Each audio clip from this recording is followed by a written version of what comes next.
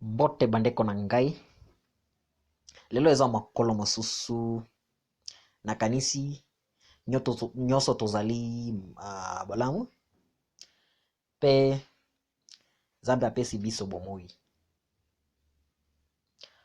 Lelo tokoyekola lingala maloba oyo kokende na kei koya pe yaka.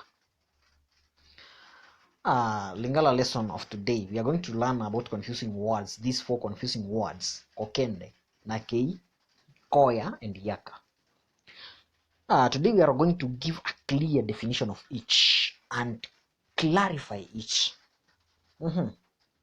We shall start with kokende. This is an irregular and an infinitive form of a verb. Kokende means to go or to leave. Sorry guys, it's raining here where I am. Okay, examples or bandakisa. 1. Nakokende lobby. Nakokende lobby. I will go tomorrow. Nakokende makala likolona yo. I will go to jail because of you. Kende malamu. Go well or live well. That phrase is used when you are telling someone who is leaving. Okay. The opposite of that phrase is tikala malamu, which usually tells someone who is staying back. Like for you, you are leaving. Now you are trying to say goodbye to the person who is staying back. Tikala malamu, stay well. Tenses of kokende. We have nakendeki. Nakendeki. I went, past tense. Nazokende. Nazokende, I'm going, continuous tense. Nakokende, I will go. Future tense. Nakei, I go, simple, present. Nakei, I have gone, present perfect. The reason why I have written those in black, those nakei, is because we are going to learn it. It's our next subtopic because it's also given birth by kokende. This verb is given birth by an infinitive verb, kokende. It indicates a verb done by the first person in simple present or present perfect tense. It can take also the second and third persons in both singular and plural. Bien. Examples, bandakisa. George Ndeda na Olesi Patet bakei mobembo. George Ndeda na Olesi Patet bakei mobembo.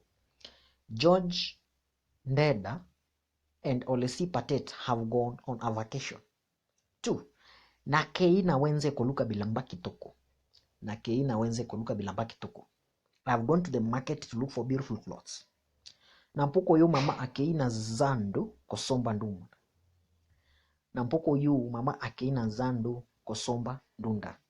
This evening mama has gone to the market to buy vegetable. People will wonder, why am I using zando instead of wenze? Wenze and zando, they have the same meaning.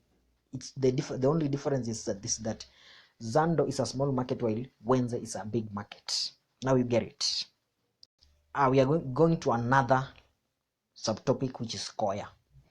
That's the third one, if I'm not wrong. Koya is a form of a verb in infinitive form, ko.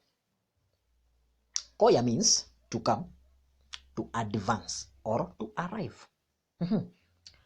Note this: if you add el between ya and a in koya, it forms koyela, which means to come for, or to bring. And it's always normal that if you add el in between the last 2 syllables, it means the word is being done for someone. You see, that one I think I recorded that video. It's there on YouTube. If I'm not wrong, I will send it back. This koyela, I'll give you an example from the song of Papana Biso Mowei Pepe Ndombe Opetun na ebi ndenge bakolela ngai. He says, Baelinde mibalio mibali baelinde bashiri. Baelinde mibalio mibali baelinde bashiri. So women have come for men, while men have come for women. That is it. Let's continue. This verb koya gives birth to another verb that is in irregular and imperative form and second person singular, you, called yaka. Yaka, it's like a comment. Guys, continue supporting me via those two numbers, either of them. You can like my page. You can support me by, okay, just surprise me with anything via M-Pesa, via till number. Here is the details of my till number. Legran Molakisi Brian Adira, that's my name.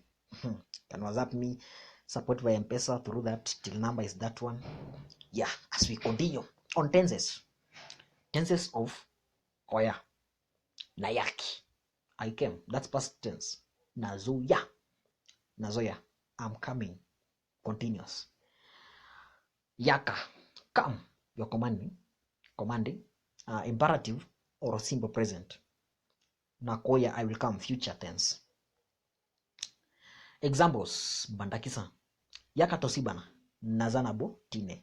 Hi, very bad. Obscene content, take note on that.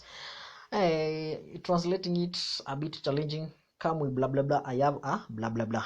You see it. 2. Moto azoya, bomba yangu no kinuki. Moto azoya, bomba yangu no kinuki. Someone is coming, hide that quickly. 3. Yebisa ngai wendi akoya kuluka palace mokolo nini. Let me know what day Wendy will come to visit the house, or inform me what day Wendy will come to visit the house. Boko yoto yaki itundi mabe. Boko yoto yaki itundi mabe. This town we came or arrived is full of evil. Guys, I just love you guys. Please support me in any way you can. Take note on this. We have this word, just to conclude, boya. That has more than one meaning. Boya can mean, can be used when you are commanding the second person plural to come. Boya, kujeni. See, kujeni. Boya is a form, or is also a form of a verb from an infinitive verb koboya in imperative form to the second person plural, which it means to reject. Boya makambwezali minene. Boya makambwezali minene. You see, boya yango, refuse that. Boya yango, refuse that. Okay, that was the least but not the last, and this is the last. I'd just like to tell you, please follow my page, Facebook page. It is called Rumba Lingala Hot Hit Zone. Follow it. Stay tuned there, and let us enjoy rumba together. My YouTube channel, Rumba Diaspora. Subscribe, like, share, then support me in any way you can. Thank you guys.